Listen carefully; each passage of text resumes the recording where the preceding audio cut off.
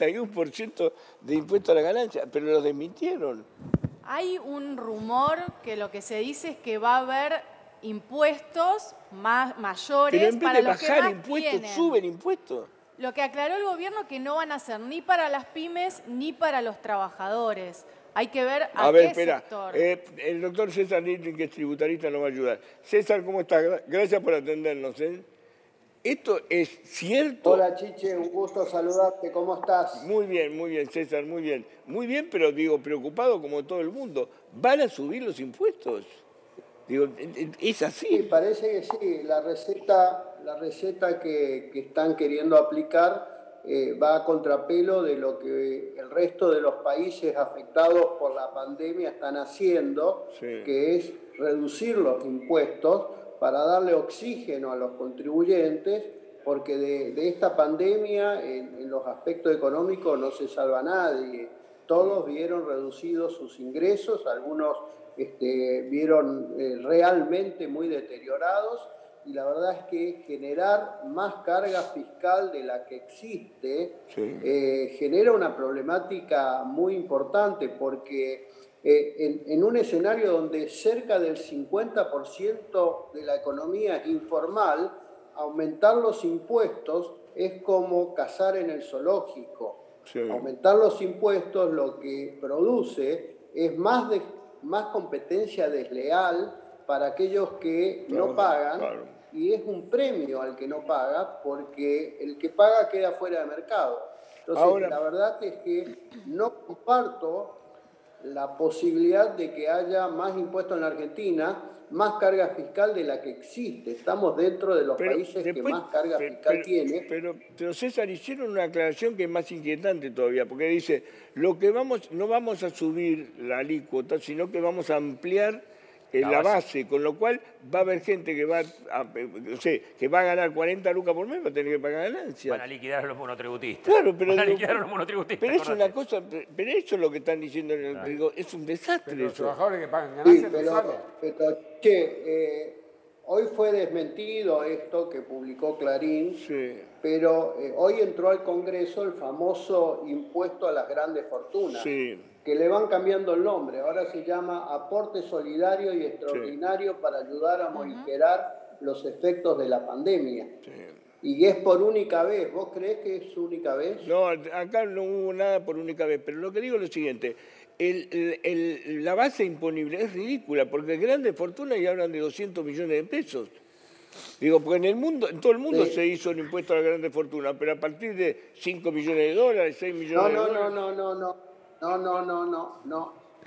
Fueron proyectos que hicieron a partir de la pandemia en algunos países, sí, desde los sectores populistas y de los sectores de izquierda, pero no prosperaron, no fueron aprobados, no hay impuesto a las grandes fortunas en otros países, sí, y algunos que aplicaron alguna sobretasa adicional no tienen impuestos patrimoniales como nosotros tenemos un exorbitante impuesto sobre los bienes personales. Por eso digo, tenés bienes para personales. Para el año 2019... Pero además la base de 200 millones de pesos no es una gran fortuna, porque además te cuentan únicamente el activo. Si vos tenés 200 millones de pesos de activo y tenés 400 de deuda, te cobran sobre el activo, no te cobran... Exactamente, es un no delirio miden bien eso. La capacidad económica porque no descuentan pasivos, pero un dato adicional que no muchos lo tienen en cuenta, cuando se grava bienes personales, que es un impuesto similar a este, sí, se excluyen los títulos públicos y los plazos fijos depositados en el sistema financiero. Sí. Para la base de cálculo de este impuesto se los incluye como gravados. Está bien, pero digo, me llamó la atención eso porque eran las grandes fortunas, uno dice, bueno, a partir de 5 millones de dólares, 10 millones de dólares, pero 200 millones de pesos son el gobierno 150... Hizo que es verdad que son 12.000 personas ¿Pero nada cómo más hay 12.000 personas? No, con 200 millones de pesos... Con 200 millones de pesos... 12.000 personas va Negrita, supuestamente. Con 200 millones de pesos tenés 100.000 personas, fácil.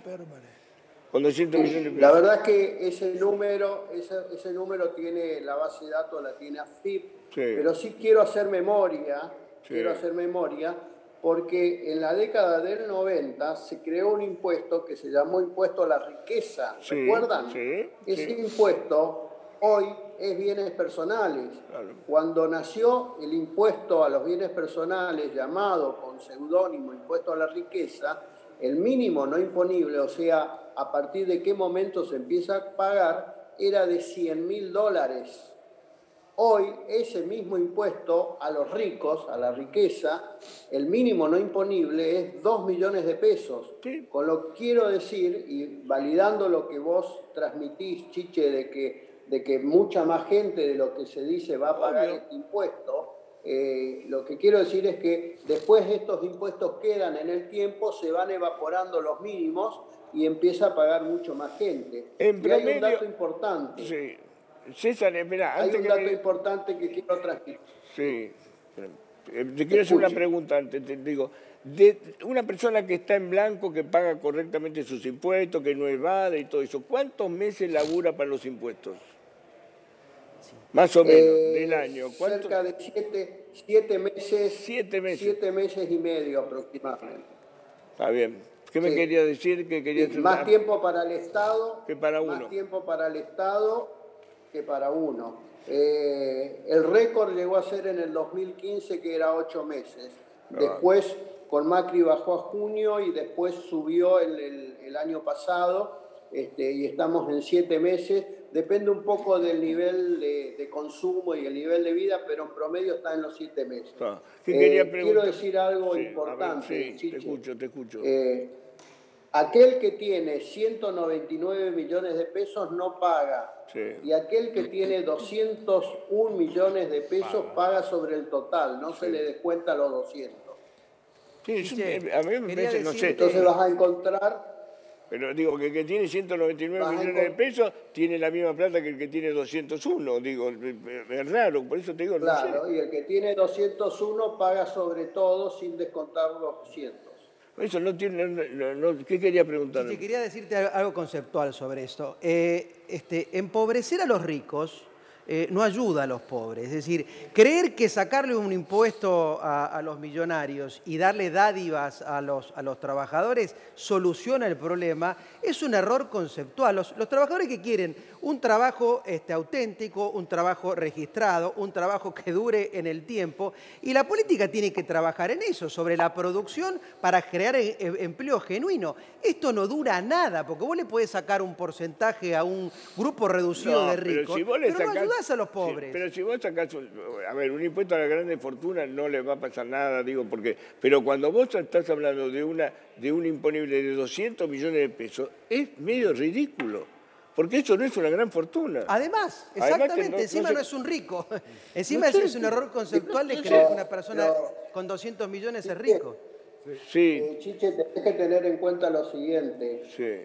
El que es obligado a pagar este impuesto, que tiene más de 200 millones, ya pagó bienes personales al 2,25. Sí. Lo pagó hace unos días.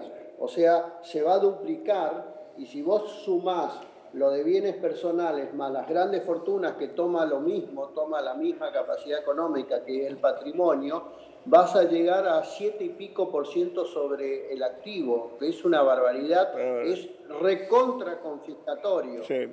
Y va a ir a la justicia seguramente, no tengo duda de eso. César, te mando un abrazo, gracias por atendernos, buenas noches.